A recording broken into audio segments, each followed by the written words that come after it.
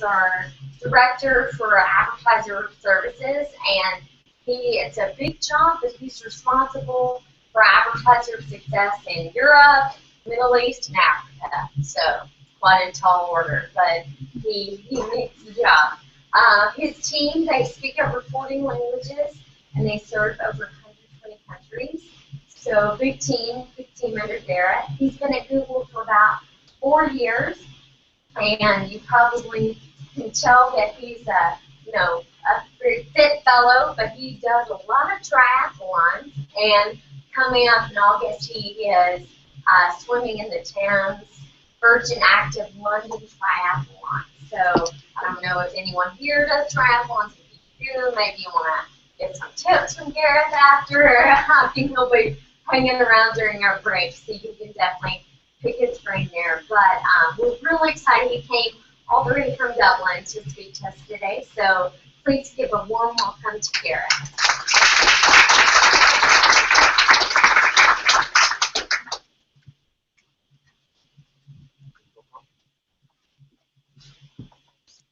Thank you, Coco. I've been given strict instructions about where I'm allowed to stand, but hopefully we'll get a chance to stay connected. So welcome to Google. Great to have you here. Great to meet some of you. I hope I get a chance to meet more of you during the break today. And thank you very much for taking time out of your schedules over the next 2 days and investing this time with us. I'm just going to have one final question. I won't make you stand up, but maybe we can put a hand up. I want just to get a sense of how long you've been working with AdWords. So who's been working with AdWords for more than 2 years? 4 years? 6 years? 8 years? Wow. Who wants to go for the longest? 10 years? Wow, great. 11? 12? Going once? I 2006. Wow. 12 years. That's fantastic. Well, there's a lot of experience, obviously, in the room. I am going to spend a little bit of time on the evolution, where we come from over the last while, and hopefully that will help set the scene for where we want to get with you over the coming years. So we'll do two things.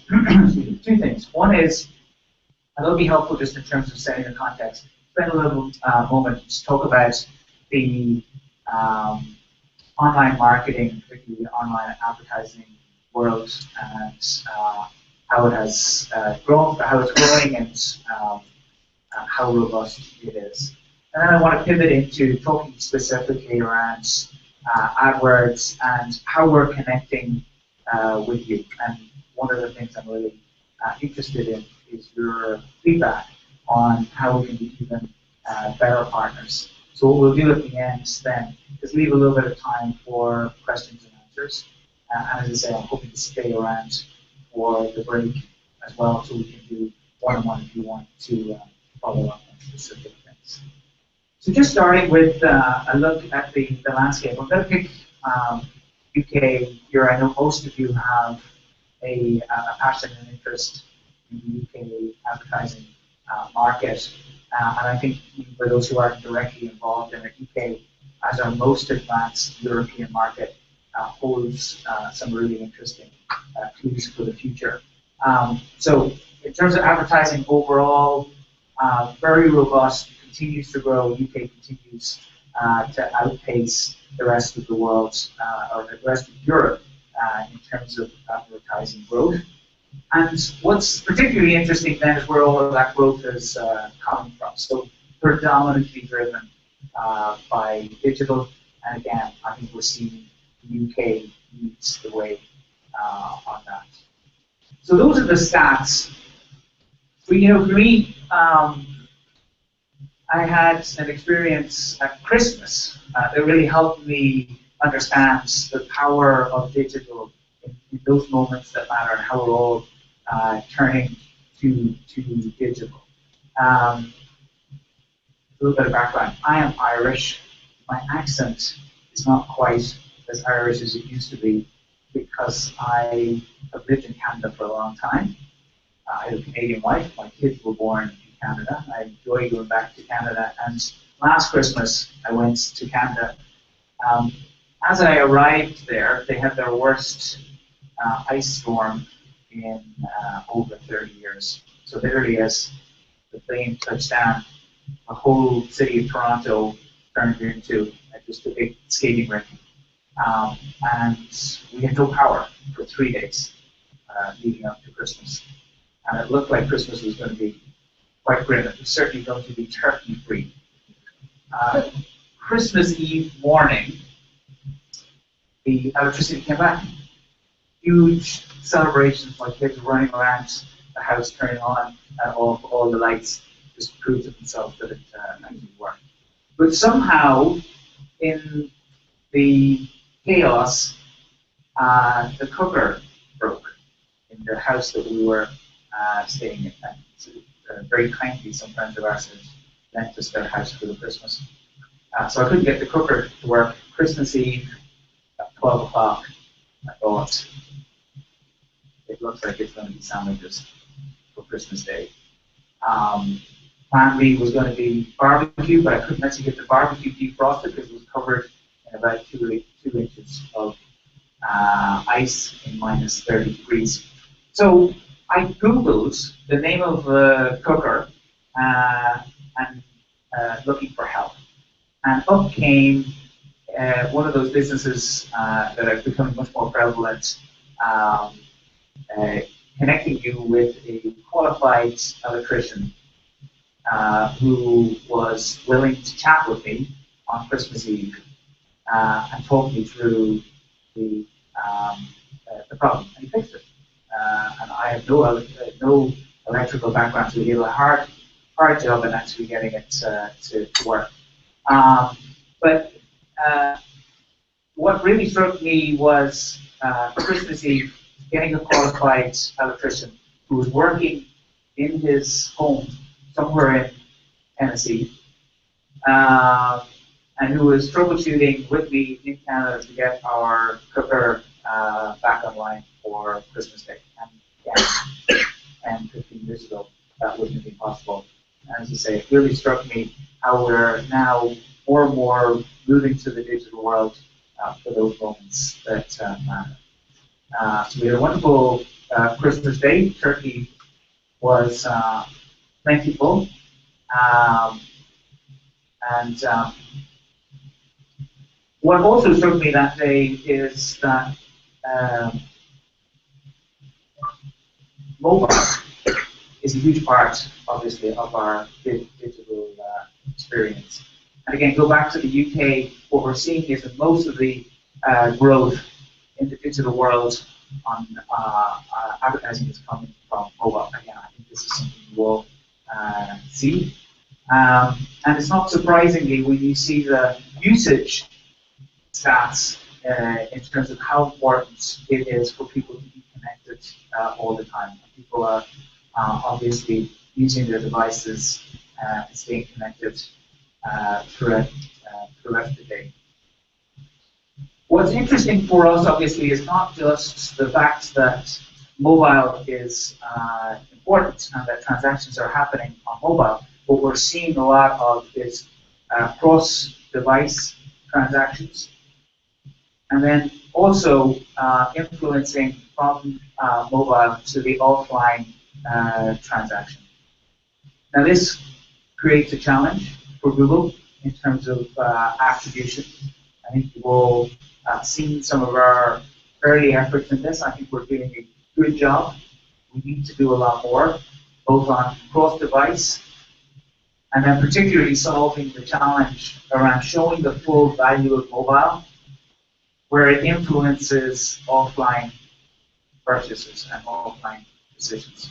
Again, you will see a lot more of that in the coming quarters.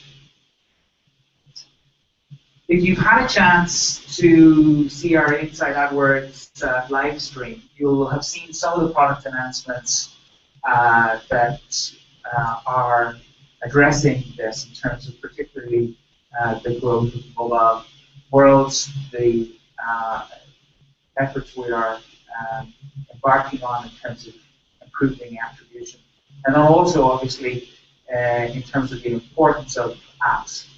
And again, I think you've seen a lot of interesting product announcements on that. Well worth having a look at. It was April. It's on YouTube in the Inside AdWords live stream. It's well worth having a look at. I think this is, again, still just our early days in terms of addressing the trends around mobile and apps, and you're going to see more on that, and we will talk more about that over the coming days. So as we summarize all of that, I mean, for us, what we're seeing is that ads are incredibly powerful when we help connect, make those connections across devices, always on, always relevant, taking into account all of the context in terms of people's intent when they are shopping. So,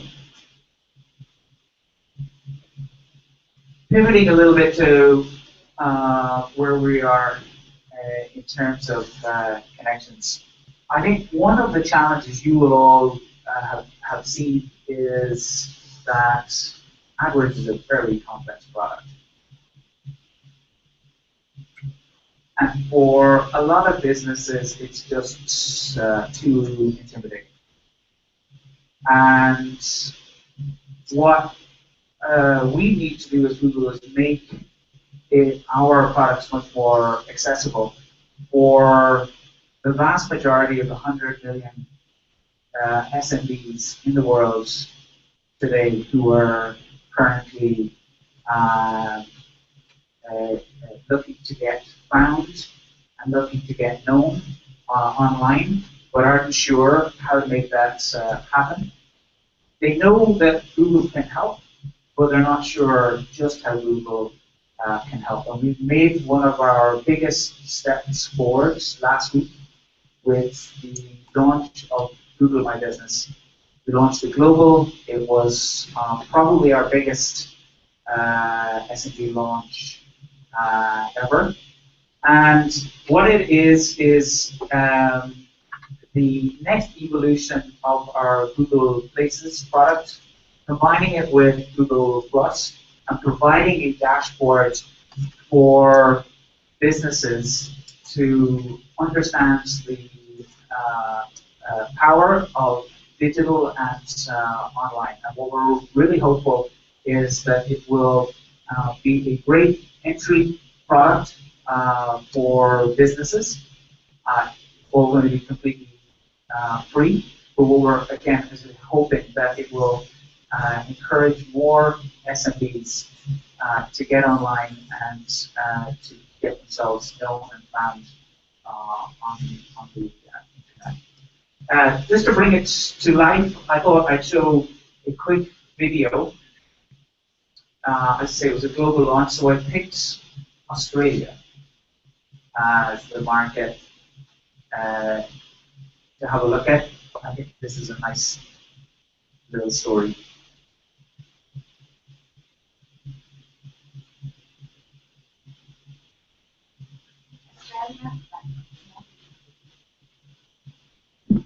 I think a small business is different, but there's one thing they all need to be successful. It's this guy, and this woman, and all these people too. You see, these aren't just any people, they're your people. The customers you know on a first-name basis. They bring their families and tell their friends. And your people are online right now searching for you. When you get your business on Google, you make it easy for them to find you. You can also connect with them, Share with them and build the relationships that will grow your business.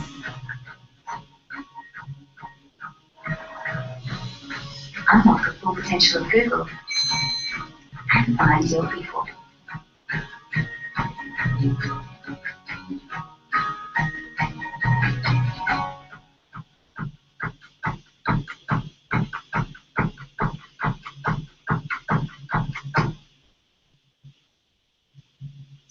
So there you go. As I say, we've launched that in all of our markets globally. I think some members of the Google My Business team will be here tomorrow, so you can ask them more.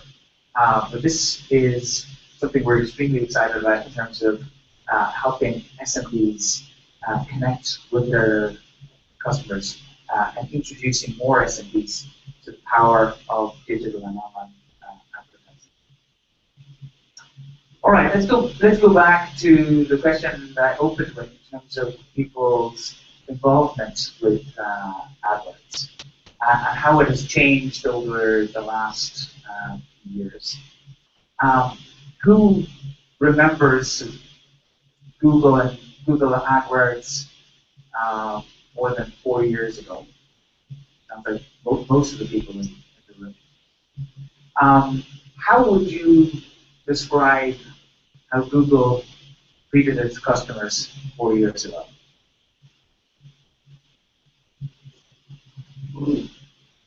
Absent. Absent. Yes.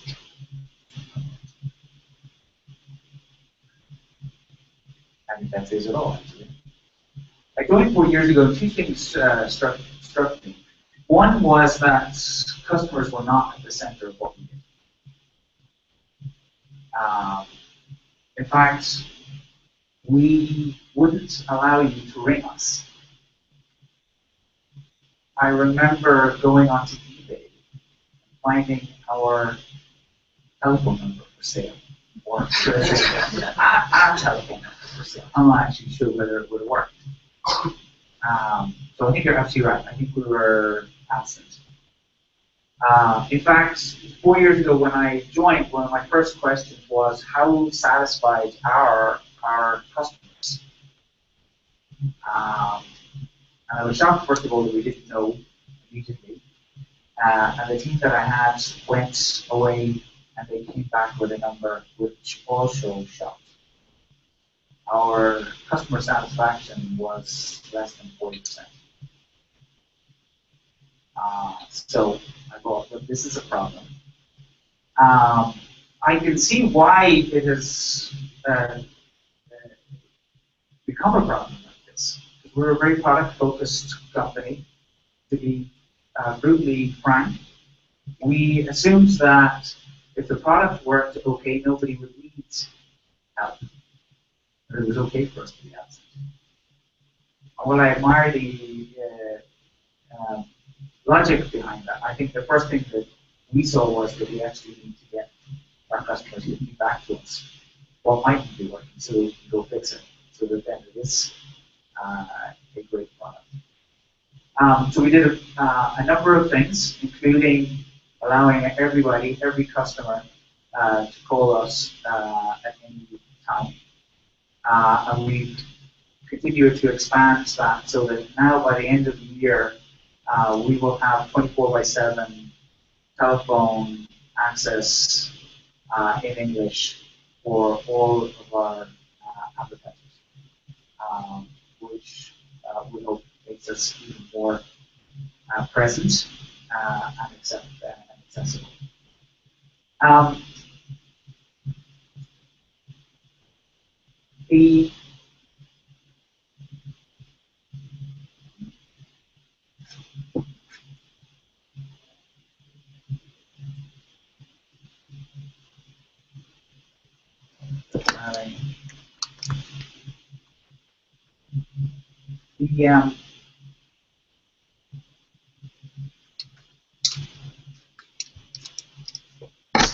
We'll go full screen there.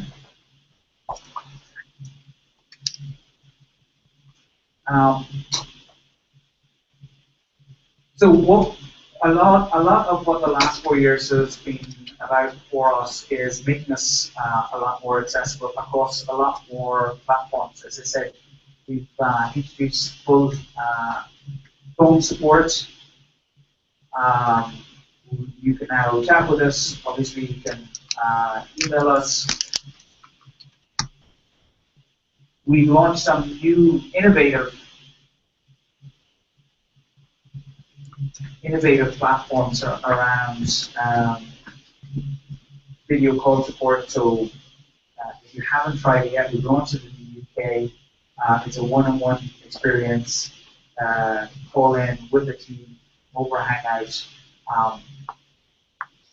Great feedback so far. As I said, if you haven't had a chance to use it yet, I'd highly recommend it. I think for folks that talk to us a lot, it's very useful. Help Center, obviously, community, you know about, and then on the social side, in terms of Google Plus and Twitter, and obviously also our YouTube and Facebook pages. So again, we're looking to be a lot more accessible, a lot more present. The great news is that things have improved. So in terms of customer satisfaction, we are now at 90% of our customers are satisfied with the support that we get. No, we're not. That's not 100%. But we also know that just being at 90% or 100% satisfaction when you talk to us isn't enough.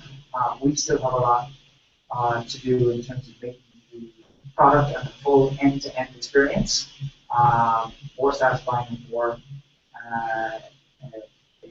enjoyable for you. And that's a big part of where we're working towards next.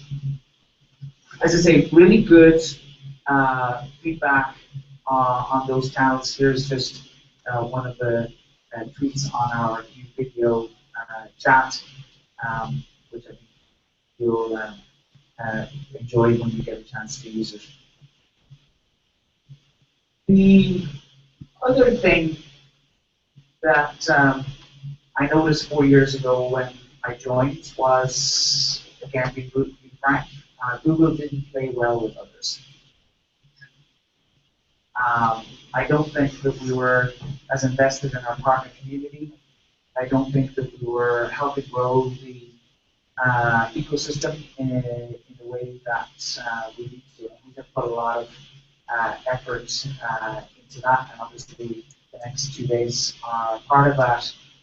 We've invested heavily in that, and we know that it's having some positive effect, but we also know that there's lots more for us to do there on that.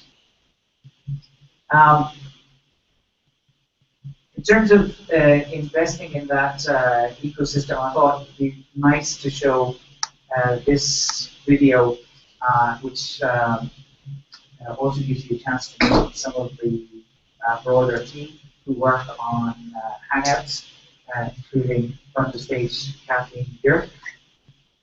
So let's just hello everyone. Hi everyone. Hi everyone. Hello.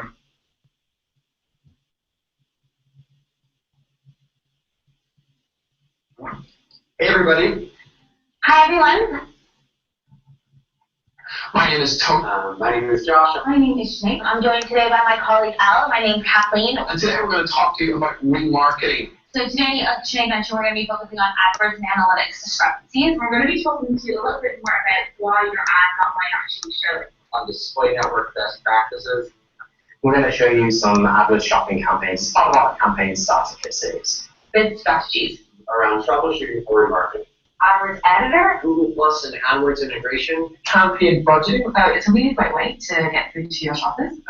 Remarketing is an often used campaign feature. It's a really great feature of AdWords. We're looking at the overall performance of a campaign. It's going to be the CTR. So first thing you need to remember is that clicks and visits are different things. Otherwise, we'll use the display network for branding. And with a flexible bid strategy, that will do that. But Amy, why don't you talk a little bit more about what we look for on the ad level side of things in terms of KPIs?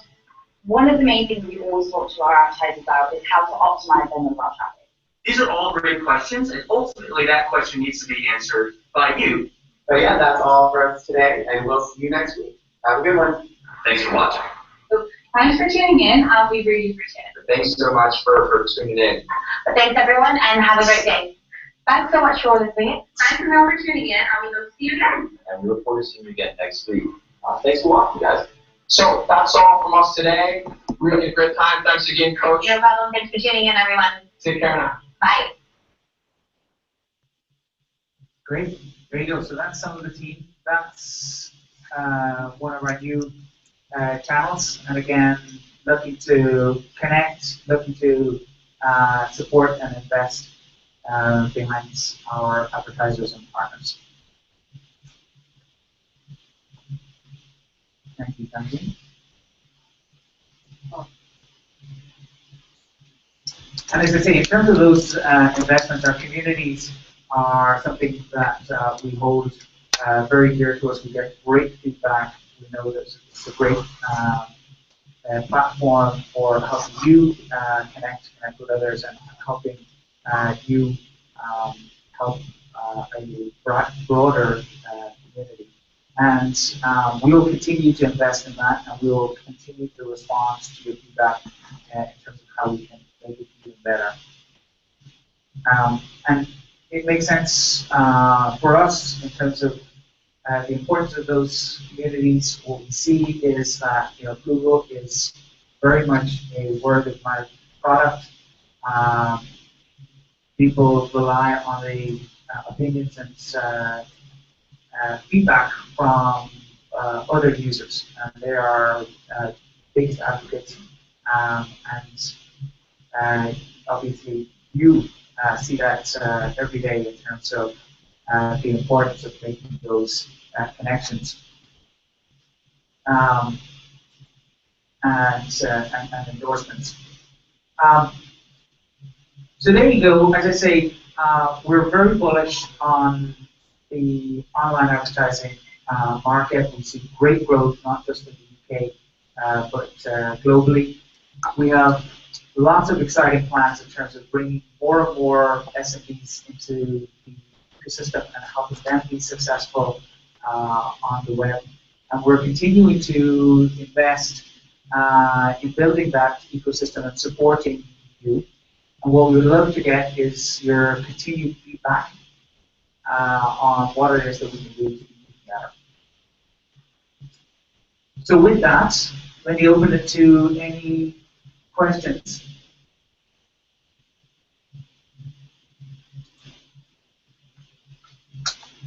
I think we can use this one here, huh? Who's got the first question?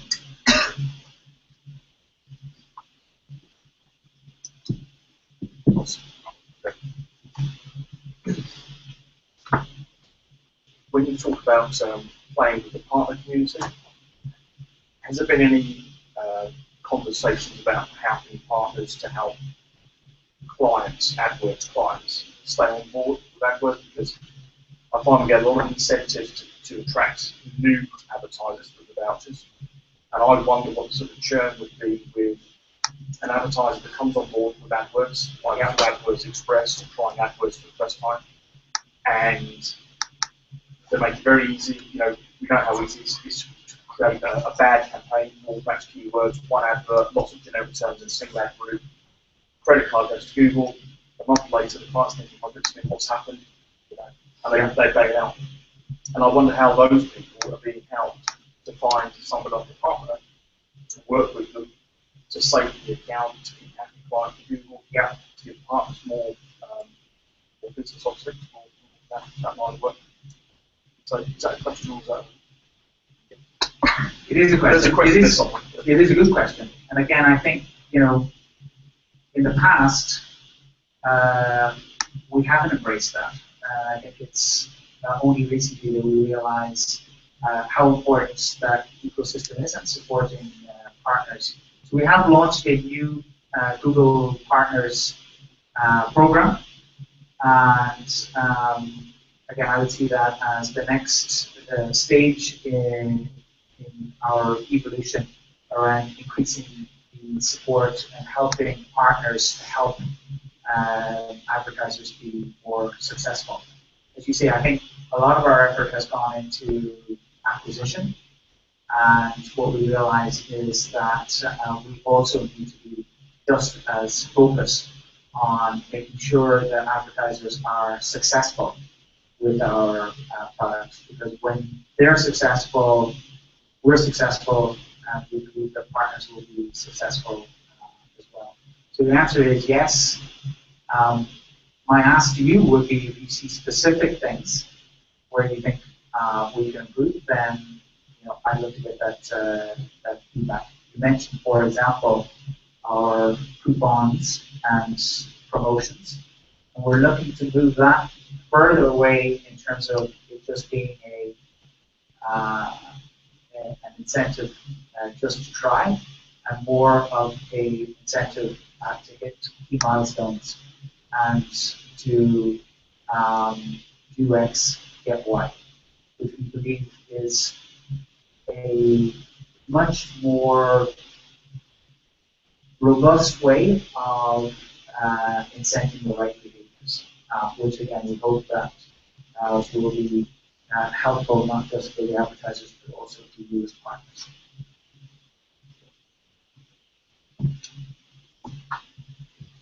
I think I can speak now. I want to connect. I know we're streaming, so we may need to use the.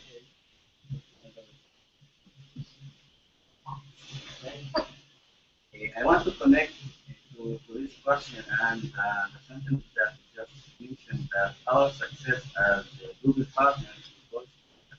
Yes. And I would like to ask about your AdWords campaign. Like if I go to Google and search for online advertising, I might see the AdWords campaign, like advertise with AdWords. Yeah. The landing page of this campaign is still the AdWords.google.com and not the partner landing page where clients can connect with us. If you look into that, our success, why are you still directing traffic to the AdWords landing page instead of the partner? Question. I mean, again, our goal is to onboard folks to AdWords in a way that makes them successful. And what we see is that having them connected with partners is often a great way to make that success. And that's why, as I say, we are increasing our investments behind partners. And then also making it more transparent to advertisers about where it is that they can get help, and then helping them to make that decision. So that's the path that we're following, and hopefully you will see the rewards of that.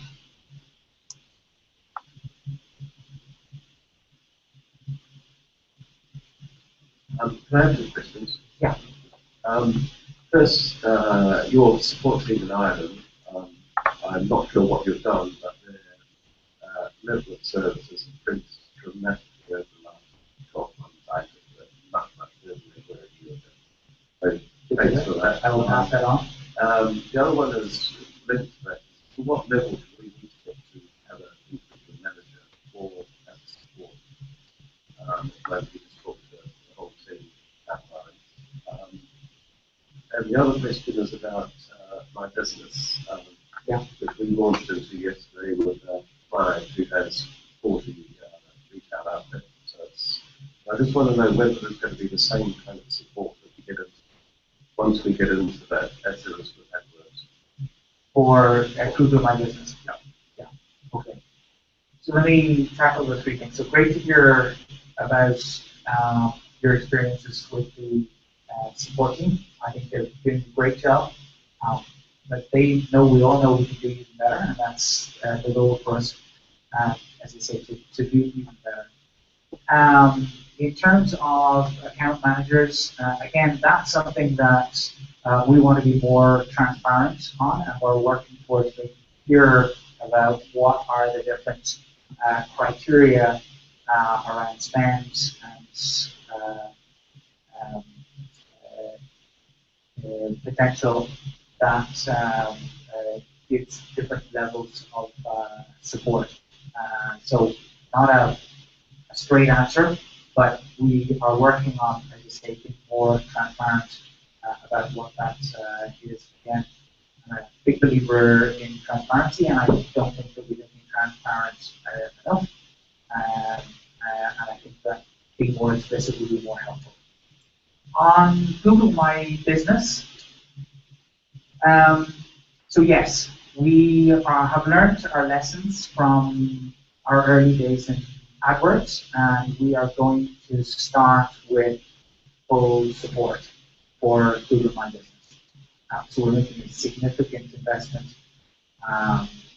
We've already launched the team globally, and I expect them to give the same level of support. And as I say, what we have learned is that we need to help people, particularly in those early days, as they get on top of that learning curve. And we'll do the support in two ways. So it will be for AdWords customers who want to use Google My Business. We'll still support that, and obviously through the AdWords team, and then we're going to have a separate team for folks who just want to use Google My Business and who are not paid for our products, but we still want to support them, say, with really great support. So I look forward to your feedback, and I hope your experience is as positive on Google My Business as it has been on AdWords.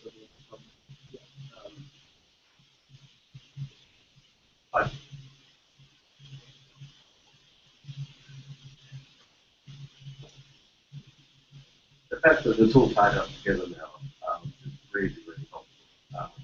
The difficulty that basically automatically set up Google Plus pages, tying up with things that have already it's really fun way to streamline that. Yeah, I mean that's a really good point. It's there are some early first steps that need to get sorted out. We are very well aware of those, and we're investing behind it to make sure that we tackle that. Hi. What problems do you see in support for a product that is increasingly more complex with every passing of as you said at the start of the presentation, it's now a very complex product. Yeah. And it's becoming very difficult to be successful, in other words, without using one of these features. How do you support very new customers and have not for that? Yeah. So we see two challenges. First challenge is getting folks who are completely new to the online world and on board on what's an incredibly steep learning curve. And as I say, that's why Google My Business is there. That's why we're investing behind AdWords Express, and it's why we are also investing support into those customers who previously would not have, for example, allowed them to home. So, that's problem number one. And we're, as I say, investing heavily around that. The second challenge is for our power users. So all of you who use AdWords, the challenge is how do we make sure that you're getting the premium supports that you need to be successful, and make sure that that our team are able to help you resolve questions faster and then add more value to you in every interaction. And you can see that there are two different sets of skills required for us in solving both of those problems. And we're pushing ahead on both fronts and investing heavily in both. I don't think that previously we had a differentiated enough service, and as I say, particularly at the top ends, to help the power users be even more successful and help their clients and businesses.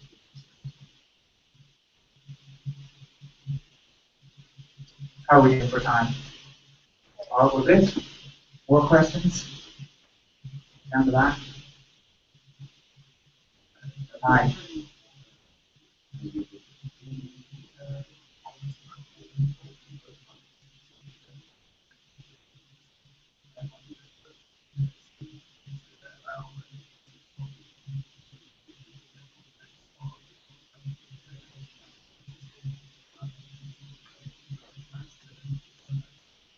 Yeah, and I think we have some of the partners to come, so you should definitely provide that specific feedback around feature requests. I mean, I think what we're seeing is a need for greater functionality, for sure, but a greater need for transparency as well, and cooperation. Again, we are successful when you're successful, when you're helping your advertisers be successful. So that's how I see it evolving.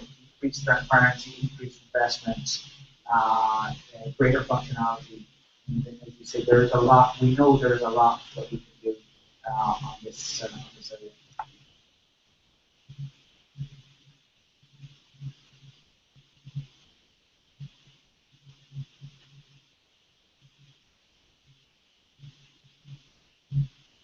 Other questions? Maybe I can ask you a question. What would be, if you had a wand today, one wish for Google for AdWords, what would it be?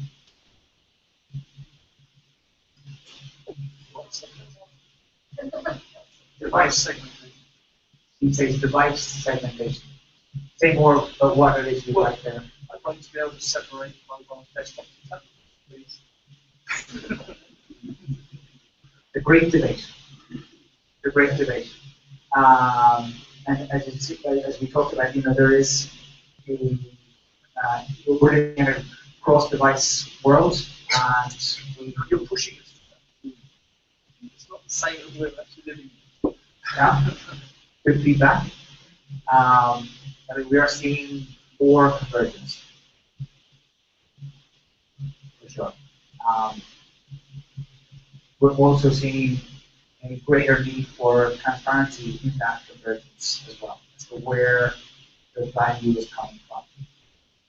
And that's a big part of what we're working on. I don't want to go right back, but in the very early days of AdWords, we had a 0.5% CTR threshold on adverts, so the advert would be turned off or paused because it wasn't relevant enough. Now, obviously, now we're in a shareholder-driven world, so that doesn't happen when we have quality score and what have you. But I find that in some of the very competitive markets, you're still seeing the guys with the biggest budgets advertising badly, but can afford to get away with it. So they're saturating the top spots with bad adverts that aren't relevant to the search query. Yeah. It's like old days, they would be turned off. They're not getting clicks. Now they can just be there dominating. So that even if you're working with a client with a smaller budget, you can't still get the right spot for the right search query. Because the guys with big spots are winning. And what would you do? I would find some threshold other than just relying on quality score to penalise, because the quality score penalty satisfies Google shareholders, but it's not sorting out the poor adverts to let the smaller accounts, not necessarily smaller accounts, but better optimised accounts compete for that space. You know, it's you don't do any financial services type search, and just put on a word like a scam or a word that shouldn't be there, but you see these advertising, you think, well, you know, they're not being penalised enough to stop advertising badly. So I just see a big company get an intern, throw a large budget at them, say, wait, go and advertise on Google, and that's what they're doing. You're beavering away trying to optimize these accounts for people with smaller budgets in our sort of areas that we work in. It makes not so much difference. Yeah, obviously that's. Yeah. Slightly, carrying on from that, I would really like to see more transparency around the customer pick. And I know to an extent it's supposed to be around competition and how you grow in that market and the bids. Sorry, yeah, I would like to see more transparency around customer pick. Yeah. I know it's supposed to be around competition and that sort of instant auction that takes place, but to my mind, there still seems to be a real inconsistency on categories which are hugely competitive and yet have customer pick like 50 versus other ones, which have 4, 5, 10, 15 pounds. It doesn't seem to make sense, and it's really difficult to explain that to clients who are in that really expensive end of the market. And how do you explain it to them? Oh, we explain it in that sense that it's all about competition and it's all about how many other people are bidding on these terms. But to my mind, there seems to be a sense that there is an understanding of the terms which bring back the most money, and therefore Google can charge more for those customer pick, the highest customer pick for things like personal injury lawyers and things like that. And it seems to me that there is some correlation between the value of that sector and the customer pick. I don't know, maybe I'm wrong there, but there just doesn't seem to be a real transparency around how customer pick works. And what could we do to make it easier for you to explain that auction dynamic? See, I don't know the answer to that. I don't know, maybe historical data around how those customer picks have changed. Maybe, I know obviously you can see in virtual, comparative sectors, those customer picks, but I don't know, it's just, like you said, that there doesn't seem to be consistency around it just relating to competition, because we know the working markets that are hugely competitive where customer picks are very low. So, Set the long term free. Every time we're trying to on the long tail, there's not enough search volume. So we're all forced to be on the same keywords a lot of time. And I think we get a lot of insight from looking at the UK market as our most advanced European market, and we've seen an evolution. For me, supporting 120 other countries to see that evolution, to see some markets that are like the UK 5 years ago. It's fascinating. Look to get your thoughts on what it is that we can do to help increase that transparency, make it easier to have you explain the auction and the dynamics behind it. I'm not sure.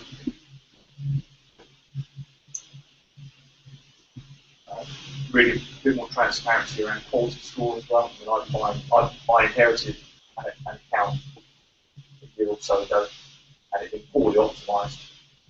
And possibly we restructure it, we build new campaigns, and sometimes I look at it and think, well, do I need to start again with a new account? Is the history of this quality score so bad because it's so poorly maintained previously that I'm on a loser? I've got to start from scratch. And cut a long story short, it doesn't want a bit. There's in this particular account, I've got some keywords that are particularly low in terms of the quality score, and I've kind of worked on some AdWords accounts over the years, and I have this one, and I'm struggling. I don't know the answer to the problem, basically. I phoned my contact support, and the guy can't explain to me what CTR means, but it wasn't really it wasn't quite the answer I was looking for, and so we're still on square one in terms of what the problem is and how to fix it. And I know the client's paying a premium. It's one of his vanity phrases, I call it, where he's got press internally where his sales team want to see this phrase. I'm saying, well, we really shouldn't be going there because Google does feel irrelevant. Why are we relevant? Good question. Let me explain what CPR means. I'll tell you. But, yeah, it's a balance, a constant balance for us in terms of that transparency and helping people through the complexity of it, for sure. I don't have a ready answer for you here. You did highlight another one of my points, which is, when you are talking to our team, it's important that they know what CTR is. But again, we're aiming to make sure that as a premium user and as a power user, that you get access to folks who can help you troubleshoot and fix your problem. I think there's another point that's perhaps worth bringing up as well. With my experience with support is that they often talk about the mechanics and the dynamics of the account structure. Yeah. They often ignore the actual business. That's really ignore what the client is doing, what his sector is, what his objectives are, what his business goals are. And I think sometimes we get caught up in the mechanics of the AdWords world, and we forget about what the client's actually trying to do. Yeah. Again, that's really good feedback. It's something that we are very aware of and are looking to address. I think we can sometimes be a little too mechanical, and we are not customer success oriented enough. We need to fully understand their goals, and we need to be very explicit with them about what their goals are, how achievable that is. Help them track it, help them track against those goals, and then celebrate when they achieve those goals. I mean, I think that's, to us, that's the root. I don't think we've been explicit enough in the past. I don't think we've acknowledged that context that those businesses are operating in. That's something we can sure.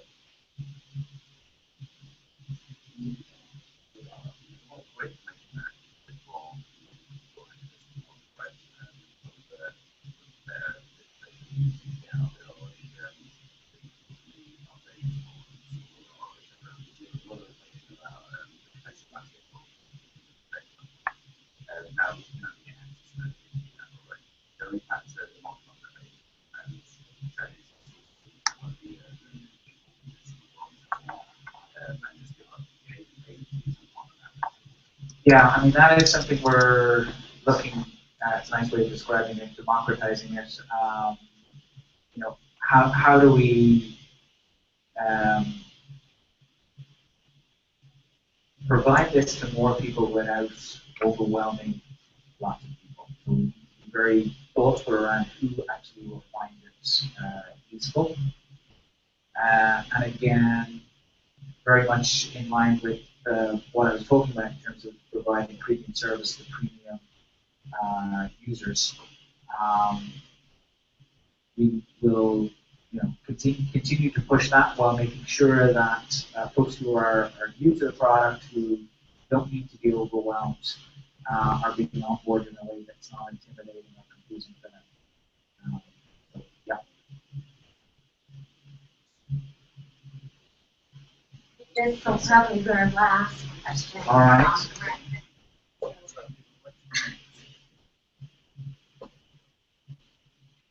Thanks. It's really just bringing together a couple of points, because you just said, what could you give us? And for me, it would be that what was just mentioned by my colleague here about the long tail through. I mean, I deal exclusively with clients who are in high-tech niche businesses, and they come to us. They say, we'd love to do AdWords, we'd love to advertise against these searches. We try it. There's no search, insufficient search body. They've got the money. They want to do it. They can't. And we're reluctantly having to tell them away. And this is a lot of money now. Yeah. These are big companies in very niche businesses. It's such a shame. Yeah. Yeah. Understand. Definitely, yeah. For the export market too. Yeah, I agree. I mean, painfully we're challenged. Working on the solution. Don't have a ready silver bullet for you on that one, but again, it is something we're very aware of. Yeah. Great. Look, thank you for being great partners. Thank you for being patient with us sometimes when we haven't lived up what we really are keen on, as I say, working on the journey together. We are investing heavily behind your success so that we can be successful and so that your customers can also be successful. Thank you also for the feedback.